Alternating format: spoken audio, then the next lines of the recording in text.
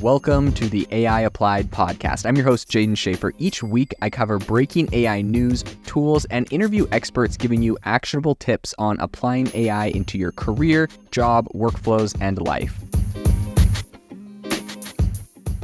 The innovation in AI right now is absolutely exploding. If you want to stay on top of all the insane disruptions and innovation that's happening right now, you need to subscribe to our newsletter on AIBox.ai. We send you daily everything that is happening, the news and the crazy advancements in AI technology straight to your inbox for free every single day. So go to AIBox.ai, subscribe, and stay ahead of the curve on the world of AI. OpenAI has been in the news and is one of the hottest topics in tech right now since launching their ChatGPT tool, which gained over 100 million monthly active users in the first 2 months. Now, that being said, today on the podcast, we wanted to talk about OpenAI's startup fund. So OpenAI has announced that they're going to be investing $100 million to help AI companies. So we're going to be talking about who they're investing in, some of their first investments, and what this means for the industry. So the first thing to know is that their fund essentially is setting apart $100 million to help AI companies that they have labeled as having a profound positive impact on the world. So they said that they're looking at partnering with a relatively small number of early stage startups in fields where AI can really have a very transformative effect. So they're looking at things like healthcare, climate change, education, and also places where AI tools can really just empower people by helping them to be more productive. So the fund is managed by a dedicated team with expertise in investing. So they have a lot of people that have a lot of experience in investing, as well as people that have experience in machine learning, engineering, and also operations. So including members of the OpenAI leadership and technical staff are going to also be on there looking at a lot of these investments. But the fund's investors essentially consist of Microsoft and other OpenAI partners. As we know, in 2020, Microsoft gave OpenAI $1 billion, and this year Microsoft gave OpenAI another $10 billion. So Microsoft is a very big backer, and they're the ones that are really spearheading the investment into a lot of these other companies that are essentially built on top of OpenAI. So in addition to the capital that is going to be allocated for this, companies in the OpenAI Startup Fund are going to get early access to future OpenAI systems, which honestly is pretty powerful. And they'll get support from the fund's team and credits on Azure. So Microsoft Azure, the cloud computing platform, is going to come in handy because, cloud computing is very expensive for AI, and having that partnership with Microsoft. Obviously, Microsoft wants to do this to lock these new AI companies in on their platform. So it's kind of a growth strategy for them. But also it's helping these startups who are going to inevitably have to spend a lot of money on that specific area. So in December, OpenAI announced their first investments that they made in their AI startup fund. And they said that, essentially they've heard from thousands of founders around the globe. Obviously, a lot of people hit them up about this.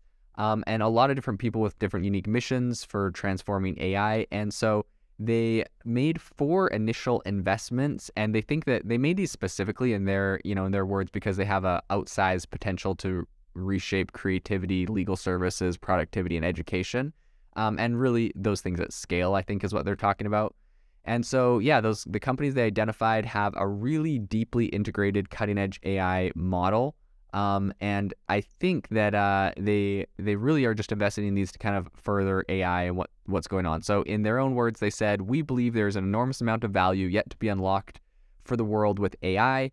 And that was, I think, OpenAI's COO. So that was Brad Lightcap. And he said, "We're proud to partner with the talented founders and team at Descript, Harvey, AI, Mem, Speak, as they're building the tools that we believe will have a significant impact on everything from legal services to language learning, productivity, and creative expression." So I want to talk about those 4 companies really quick, what they're doing and why they may have been invested in.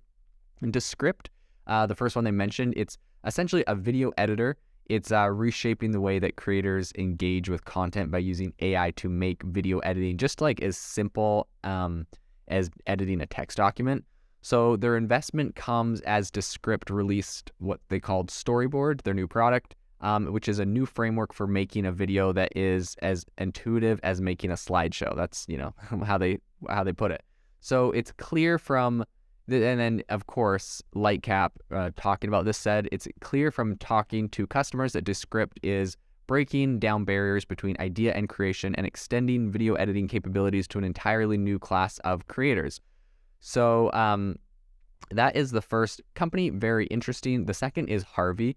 And so Harvey is developing an intuitive interface for all legal workflows through powerful generative language models. So it looks like they're getting into the law industry. This is very interesting because recently the company Do Not Pay, which was, helping people to fight parking tickets and speeding tickets and whatnot using AI technology, using ChatGPT.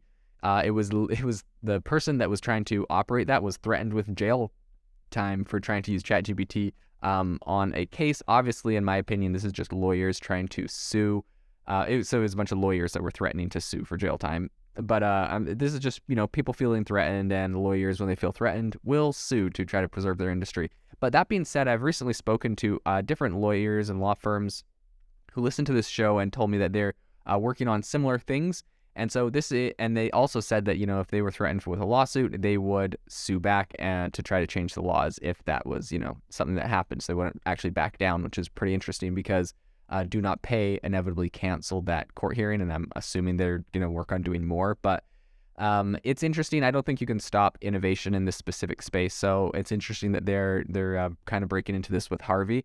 And in addition, it says that its technologies expands a lawyer's capabilities by leveraging AI to make tedious tasks like writing research, drafting, analysis, and communication easier and more effective. So this saves lawyers time, ultimately allowing them to deliver a higher quality service to more clients, which is pretty interesting. When talking about it, they said that we believe Harvey will have a transformative impact on the legal system, empowering lawyers to provide higher quality legal services more effectively to more clients. That was Lightcap again. And he also said that Harvey's vision for how AI can just increase access to legal services, improve outcomes fits pretty squarely with its mission. So they're pretty excited to accelerate what Harvey is doing for law. And I think Harvey is currently in beta, so I don't believe that there's a product launch that people can use quite yet. The third company they invested in is Mem. So Mem is building the world's first self-organized workspace. So starting with personal notes, Mem uses advanced AI to organize, make sense of, and predict which information will be the most relevant to users at any given moment or in any given context. And Mem's mission is to build products that inspire humans to create more, think better, and spend less time searching and organizing. So Lightcap, he's got a quote on every one of these investments, but what he said about it was that Mem uses powerful AI to make knowledge workers more productive by removing the tedium and drudgery of organizing and accessing information, ultimately allowing people to focus on the parts of their work that matter. So it's going to be pretty interesting. I think that Mem recently lifted the waitlist for their flagship product, which is MEMX, so you can go check that out on their website. Speak is the fourth and last investment that they made in this specific round of funding investments in AI.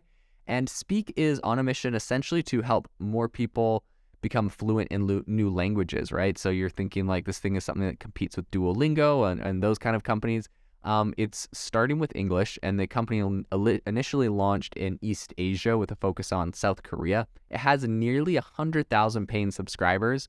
And Speak is creating an AI tutor that can have open-ended conversations with learners on any number of topics and provide real-time feedback on pronunciation, grammar, vocabulary, etc. So this is obviously a very interesting, very exciting use case. Lightcap said, "We're very excited to partner with the outstanding team at Speak. We are well positioned to deliver on this powerful application of generative AI, making language learning effective and accessible. Speak has the potential to revolutionize not just language learning, but education broadly." I think this is a really interesting concept. When I was in college, I actually interned at a company, and what they were doing was it was an app that allowed fluent native speakers in specific languages to talk with you, and you could, like, if you're trying to learn a new language, you could practice speaking. So it was kind of like, I don't know, like the Uber of talking with people in other languages, but you would pay and then pretty much have 15, 20, 30-minute conversations with people while you were commuting or whatever in different languages to help you practice with someone that's fluent. I think in America and a lot of other countries, we'll have the problem where teachers that are like, your Spanish teacher might not actually be from Mexico or Spain and might not have those native accents, or your French teacher isn't actually from France, and so you're not going to get the same quality. You're going to get like an American accent, or maybe they're not perfect at the language and whatnot. So that company I interned with was trying to solve that problem, and it sounds like Speak is now bringing that to a whole new level with AI. So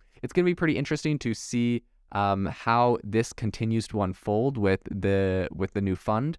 I think OpenAI says that they're really optimistic about the increasingly powerful AI systems that are going to continue to roll out, and so it'll be really exciting to see what continues to happen in the industry and who they invest in next. If you are looking for an innovative and creative community of people using ChatGPT, you need to join our ChatGPT creators community. I'll drop a link in the description to this podcast. We'd love to see you there, where we share tips and tricks of what is working in ChatGPT. It's a lot easier than a podcast, as you can see screenshots, you can share and comment on things that are currently working. So if this sounds interesting to you, check out the link in the comment. We'd love to have you in the community.